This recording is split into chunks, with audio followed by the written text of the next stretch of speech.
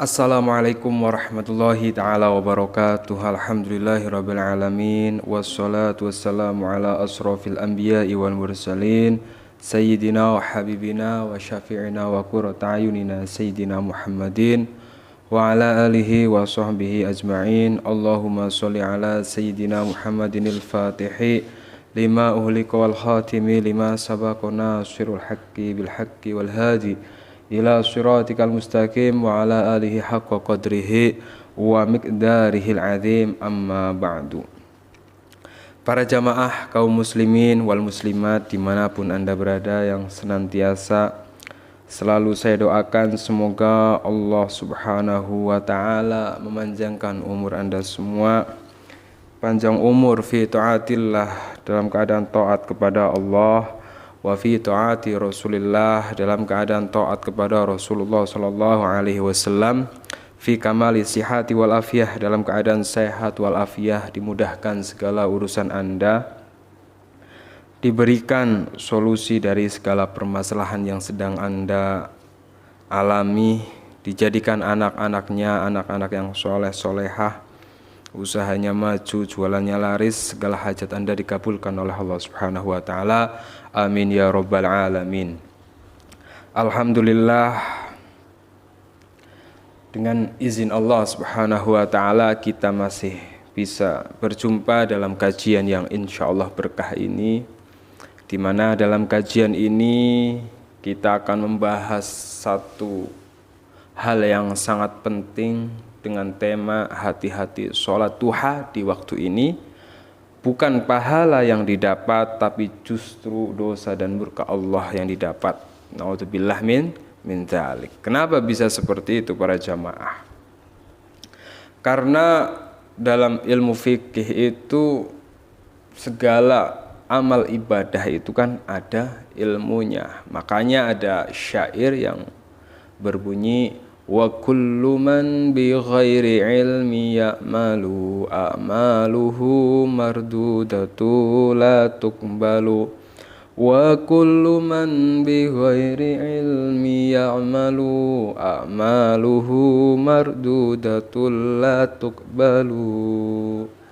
Yang arti dari syair itu adalah bahwa setiap amal ibadah apapun, sholat, puasa, apalagi zikir, semuanya itu wa kullu man bi ghairi ilmin ya'mal, semua itu ada ilmunya. Salat, kita harus tahu tata cara salat yang benar, rukunnya salat itu apa saja, fardunya salat itu apa saja, hal yang membatalkan salat itu apa saja, kita harus paham betul. Ketika seseorang melakukan amal ibadah wa kullu man bi ghairi ilmin, tanpa ilmu, wa kullu man bi ghairi ilmi ya'malu a'maluhu mardudatul la tuqbalu, maka amal ibadah orang itu tidak akan diterima oleh Allah subhanahu wa ta'ala. Begitu pula dengan salah satu amalan yang bernama sholat duha, itu ada ilmunya, ada cara-cara yang benar yang harus kita lakukan, ada rukun-rukun yang harus kita penuhi, sehingga sholat duha kita itu benar-benar menjadi sholat duha yang diterima di sisi Allah subhanahu wa ta'ala. Naudzubillah, sholat duha yang begitu agung, kemudian karena kita kurang memahami ilmunya, bukan hanya sholat duha itu tidak diterima oleh Allah, tapi justru kita mungkin mendapatkan murka Allah subhanahu wa ta'ala.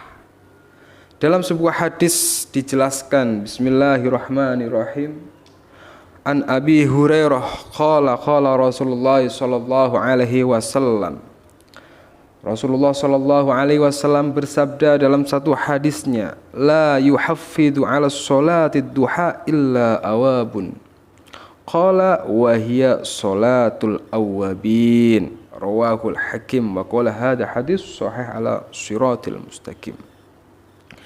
Rasulullah sallallahu alaihi wasallam pernah menjelaskan dalam satu hadisnya bahwa tidak ada seseorang yang menjaga sholat duha kecuali orang tersebut adalah orang yang tawabin, kembali kepada Allah Subhanahu wa taala dengan bertaubat.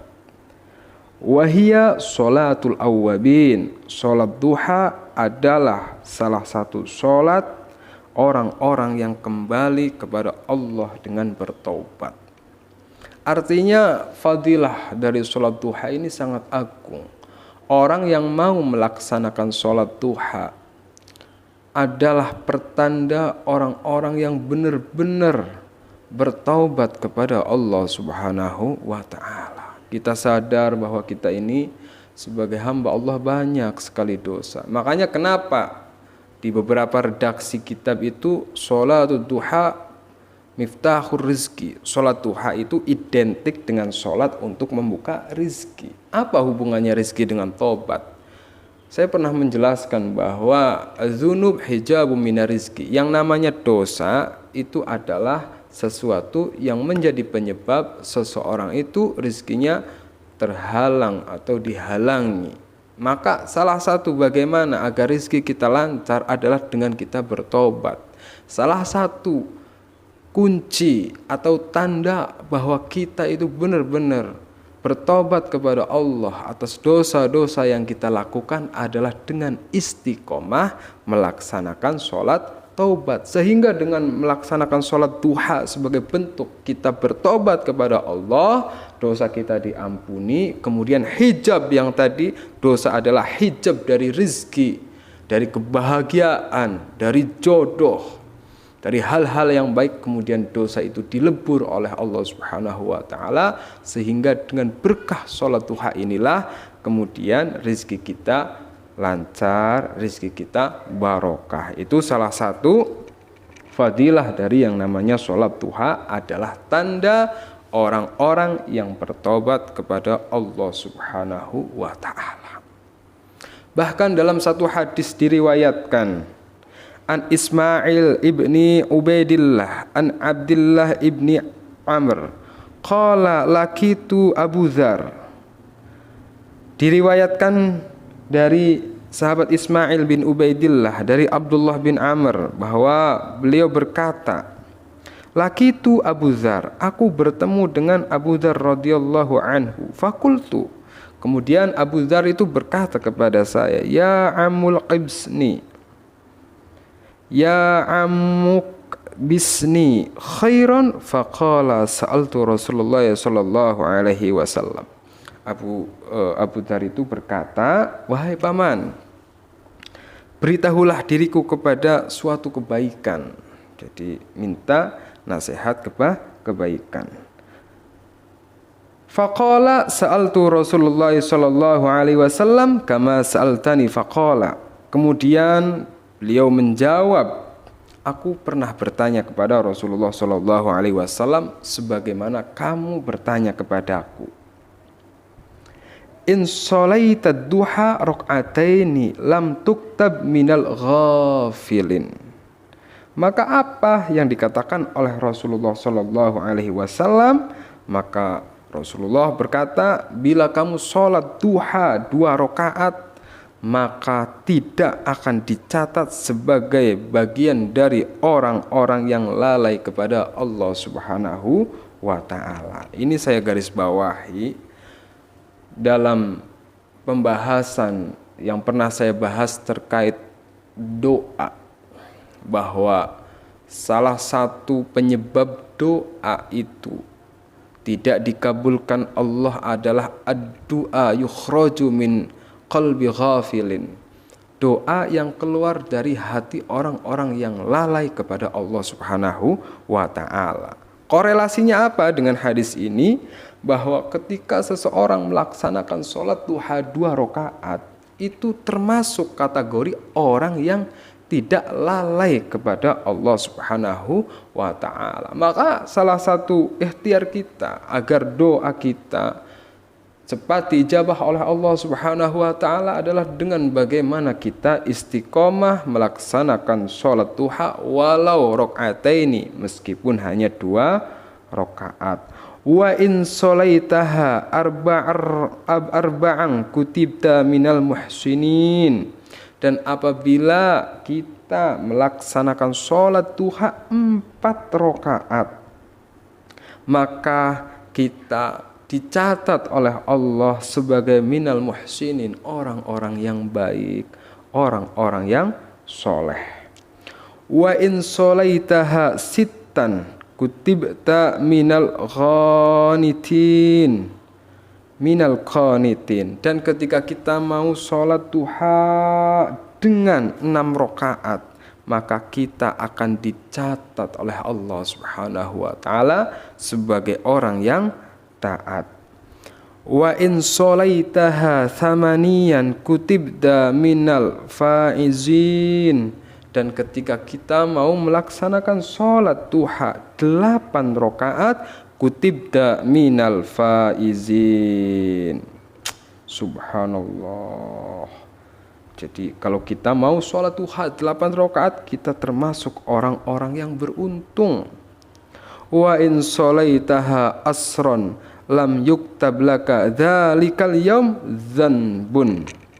Dan ketika seseorang mau melaksanakan sholat duha 10 rakaat, maka pada hari itu dia akan dijaga oleh Allah, bahkan dosa-dosanya pada hari itu akan diampuni oleh Allah Subhanallah. Wa in sholaitaha sinta asyrata rakaatan banallahi laka baitan fil jannah. Dan apabila ada seseorang mau melaksanakan sholat duha 10 rakaat, maka orang tersebut 12 rakaat, maka orang tersebut akan dibangunkan sebuah rumah di surganya Allah Subhanahu wa ta'ala. Nah, ini adalah fadilah sholat duha. Bahkan banyak sekali orang-orang yang mendapat keberkahan dalam hidupnya, mendapatkan kemudahan dalam urusannya, diberkahi rezekinya, anak-anaknya rezekinya lancar bifadlis sholati duha, dengan fadilah melaksanakan sholat duha. Nah, lantas kenapa ada orang yang melaksanakan sholat duha pada waktu ini bukan pahala yang ia dapat, bukan keberkahan yang dia dapat, bukan pertolongan yang dia dapat, malah bisa mendapat murka dari Allah Subhanahu wa ta'ala. Nah, ini yang penting, karena dalam sebuah kitab Safinah ada waktu-waktu yang diharamkan, waktu-waktu yang diharamkan oleh Allah untuk melaksanakan sholat. Artinya apa? Sholat itu kan baik, tapi karena tidak ada ilmu, kita nggak paham ilmu sholat yang benar, sholat duha waktunya pada waktu jam berapa, sehingga kita melaksanakannya asal-asalan. Nah, itu sholat duha yang kita harus hati-hati. Sholat duha ini bukan pahala yang akan kita dapat, tapi justru kita melakukan sesuatu yang haram. Apa itu haram? Dalam hukum syariat dijelaskan wal ahkamu sab'atan. Jadi yang namanya hukum Islam itu ada 7.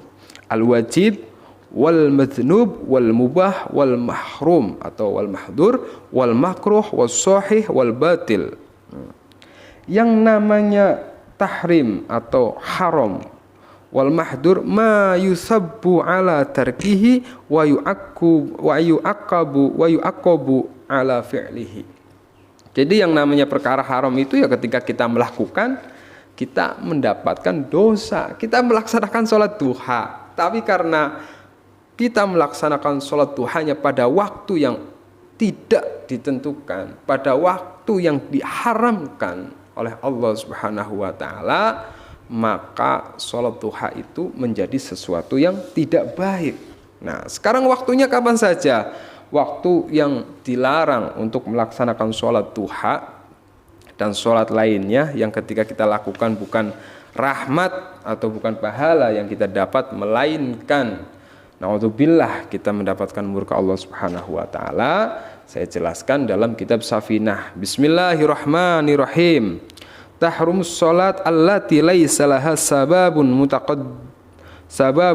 tahrumu haram apa sholatu sholat allati laisa kang orana laha kadhe sholat apa sababun sabab timun kang dingini wala muqarrinun lan kang akhiri fi khamsati awqatin pada 5 waktu. Jadi diharamkan kita melaksanakan sholat yang tidak ada sebab yang mendahului atau sebab yang mengakhiri. Sebab yang mendahului itu misalnya ada orang meninggal, kemudian kita melaksanakan sholat mayit, itu kan sebabnya mendahului, ada orang meninggal kemudian kita melaksanakan sholat mayit. Nah, inda tulu isyamsi, jadi ada 5 waktu yang diharamkan kita melaksanakan sholat itu inda tulu isyamsi, ketika naiknya atau terbitnya matahari hingga kira-kira tingginya orang menombak.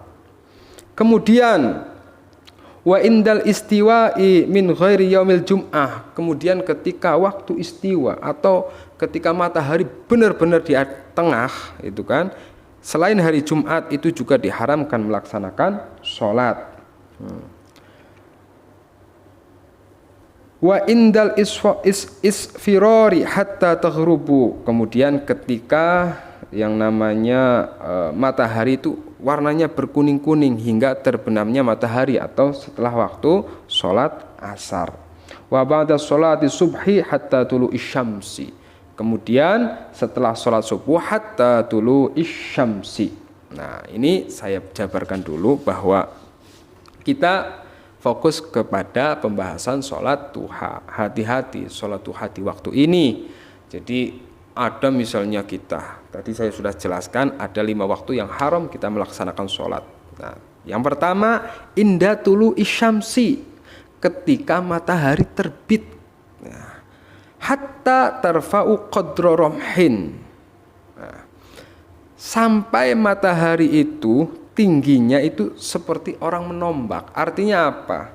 Jadi gini, kadang ada orang yang rajin, wah pokoknya saya mau melaksanakan sholat duha, kan fadilahnya sudah saya jelaskan tadi. Wah, fadilahnya kata Ustadz Lutfi sangat luar biasa, tanda-tandanya orang yang bertobat, pintu rezeki terbuka, sehingga kemudian langsung udah pokoknya begitu pagi langsung melaksanakan sholat duha. Padahal ada waktu di pagi hari yang diharamkan untuk melaksanakan sholat, yaitu waktu terbitnya matahari. Waktunya kapan? Jadi waktu matahari itu terbit, Anda langsung sholat, padahal matahari itu baru terbit, ya, itu haram. Perkara haram kita lakukan, kita bukan mendapatkan pahala, tapi mendapatkan dosa. Makanya untuk mengantisipasi di dalam kitab fikih para jamaah, ini para ulama itu menjelaskan bahwa waktu sholat duha yang bagus, ya, waktu sholat duha yang bagus itu dalam kitab yang namanya Taqriratus Sadidah, ya, Taqriratus Sadidah, sholatu duha waktuha min irtifa'i syamsi qadra ramhin ila zawal.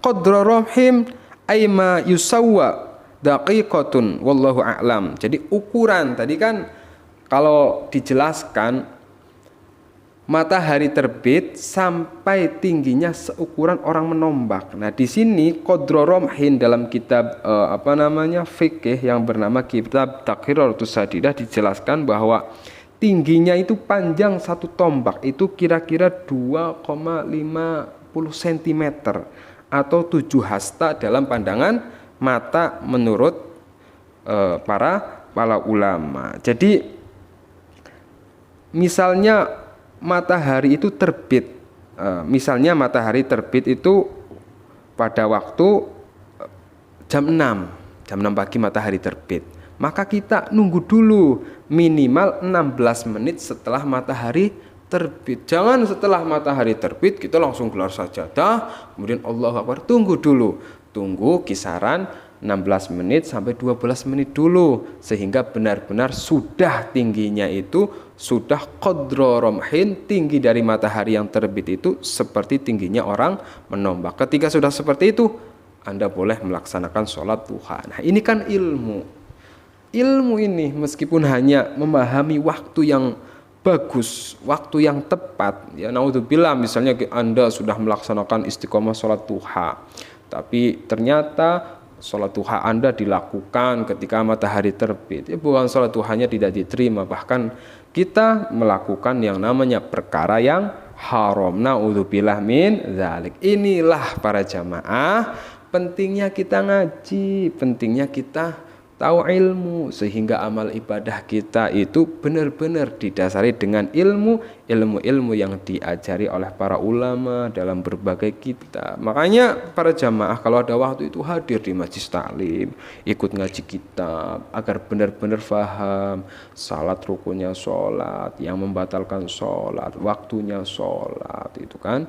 Nah, ini yang namanya ilmu. Kalau kita nggak memahami, ya itu tadi. Bagaimana sholat duha kita akan diterima oleh Allah? Bagaimana sholat duha kita akan berdampak kepada kebaikan? Sedangkan sholat duha yang kita lakukan ternyata dilakukan pada waktu yang salah, yang justru bukan dapat pahala, yang didapat justru dapat dosa dan murka Allah Subhanahu wa Ta'ala. Semoga bermanfaat. Ingat-ingat. Mari istiqomahkan untuk melaksanakan sholat duha dengan cara yang sudah saya sampaikan. Pokoknya usahakan istiqomah sholat duha. Waktu sholat duha itu panjang, dari dari tulu isyamsi sampai tingginya 1 tombak, sampai apa? Wa indal istiwa, ya sampai hampir mendekati sholat duhur. Kita masih bisa melaksanakan sholat duha, atau lebih amannya itu ya sampai jam 11 siang lah. Jadi diamalkan dengan penuh istiqomah. Semoga bermanfaat. Silahkan Anda juga bisa mengikuti kajian saya yang lain. Insya Allah di situ banyak amalan, banyak ilmu yang bisa Anda dapatkan. Yang tidak lain tidak bukan adalah kita sebagai hamba Allah talabul ilmi, mencari ilmu, sehingga amal ibadah kita itu didasari dengan ilmu, bukan dengan kebodohan kita, sehingga kita tahu mana yang baik, mana yang benar, dengan harapan amal ibadah kita diterima oleh Allah Subhanahu wa Ta'ala. Semoga bermanfaat. Wa kafa billahi syahida. Mohon maaf yang banyak, yang sebesar-besarnya. Wallahu a'lam. Wassalamualaikum warahmatullahi wabarakatuh.